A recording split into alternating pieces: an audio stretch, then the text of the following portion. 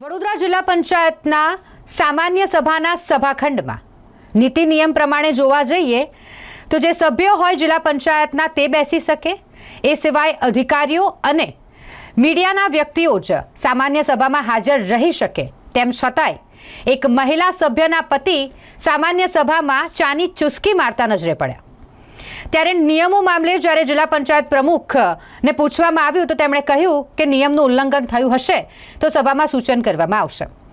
ચાંદોદ બેઠક પરથી જે રેવાબેન વસાવા છે તેમના પતિ કનુભાઈ વસાવા જે સામાન્ય સભામાં અન્ય બે વ્યક્તિઓ સાથે નજરે પડ્યા હતા અને જેને લઈને ઘણી બધી ચર્ચાઓ થઈ રહી છે।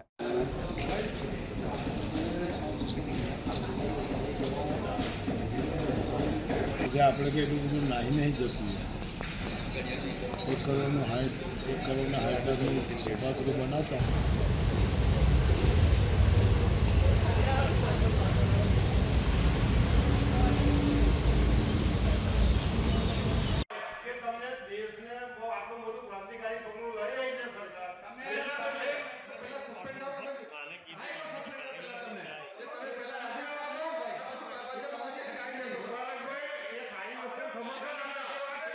ખાસ તો નિયમ એવો છે કે સભાખંડ હોય કે વિધાનસભા ગૃહ હોય ત્યાં ચૂંટાયેલા સભ્યો જ બેસી શકે અને સભ્ય જ્યાં કોઈ જિલ્લા સભ્ય સ્ત્રી છે એમના પતિ જે છે એમને બેસવા માટે અલગથી ગેલેરી ઉપર આપવામાં આવેલી છે। એમાં ખૂબ પ્રકારની સુવિધા એસી છે, સરસ બેસવાની વ્યવસ્થા છે।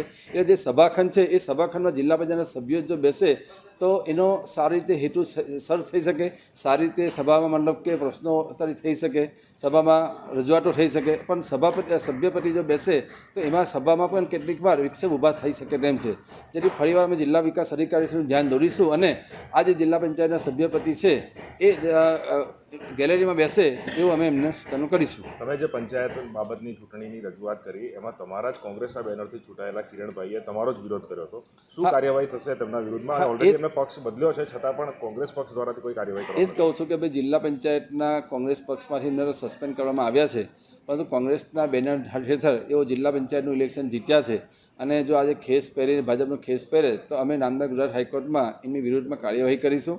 કેમ કે કોંગ્રેસના મતદારો એમને ચૂંટી લાવ્યા છે અને જિલ્લામાં મોકલ્યા છે।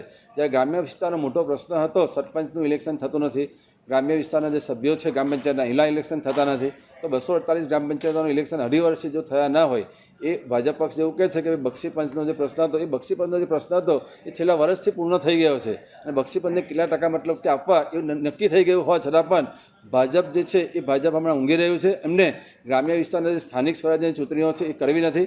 ભવિષ્યમાં તમે જોશો તો ગ્રામ પંચાયત, તાલુકા પંચાયત, જિલ્લા પંચાયતના ઇલેક્શનો પણ આ લોકો રદ કરી દેશે અને વિધાનસભા અને લોકસભાનું ઇલેક્શન કરી અને વહીવટ આખો ઉપરથી જ કરશે એવું અમને જણાય આવે છે।